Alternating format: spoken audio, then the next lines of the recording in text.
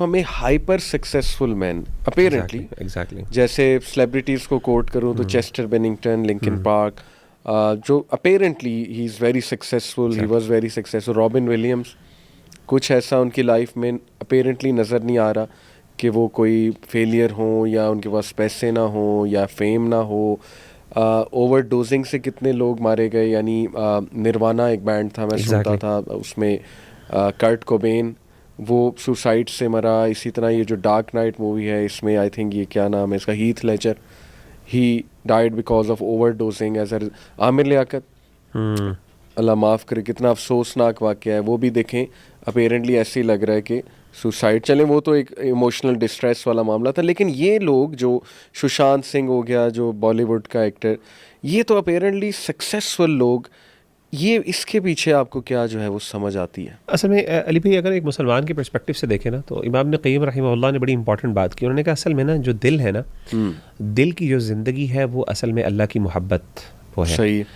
अल्लाह की मोहब्बत जब तक हमें नहीं हासिल होगी तो इंसान का जो दिल है उसको वो ग़ज़ा नहीं मिलेगी, या इंसान की रूह को वो ग़ज़ा नहीं मिलेगी जिसके साथ वो सर्वाइव कर सकता है। देखें, कुरान मजीद की आयत बड़ी खूबसूरत है। या अय्युहल्लज़ीना आमनुस्तजीबू लिल्लाहि व लिर्रसूली इज़ा दआकुम लिमा युहयीकुम। या ईमान वालो, तुम रिस्पॉन्ड करो अल्लाह और उसके रसूल की कॉल को जब वो तुम्हें बुलाएं उस चीज़ की तरफ जो तुम्हें ज़िंदगी अता करती है।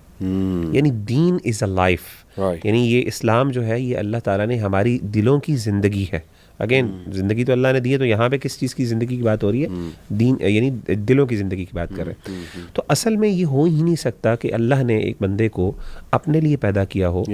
इंसान की जो रूह है, it came from a very, it is created by अल्लाह सुब्हानहू व तआला, और उसके अंदर अल्लाह ने फ़ितरत उसकी इंसान को बनाई है खैर के हवाले से, दीन के हवाले से। फ़ितरत जिसे इस्लामी फ़ितरत कहते हैं, यानी दीन फ़ितरत जिसे हम कहते हैं ना। और इंसान उस चीज़ को हासिल ही ना कर पा रहा हो जो उसकी एक्चुअली बेसिक नेसेसिटी या रिक्वायरमेंट है, और उसके बाद इंसान को अल्टीमेट खैर मिल जाए। हाँ, वक्ती तौर पे इंसान दुनियावी इन फ़ायदों से, इन सक्सेस के, जो आउटर सक्सेस होती है, जो अपेरेंट सक्सेस होती है, उससे उन चीज़ों को क्लाउड ज़रूर कर लेता है।